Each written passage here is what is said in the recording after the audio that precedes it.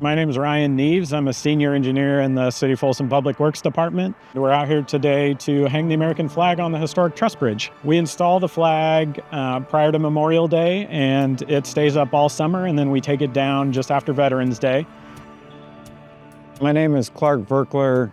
I was working with a colleague of mine that works for an engineering company, and they wanted a flag put up, and my colleague knew that I did some climbing, and so he invited me, and I said, sure. It's one of my favorite things that I get to do every year. I was in college, I kind of taught myself how to rappel. And then when I was at Caltrans, I got trained to do rope access work, and I've been doing this kind of stuff off and on for many years. You know, it's a good kind of kickoff to the summer, and again, just a way to honor and give a little tribute to our brave men and women that have served. I ride by on my bike, and I always stop and look at it and make sure it's doing okay, and it's a great honor.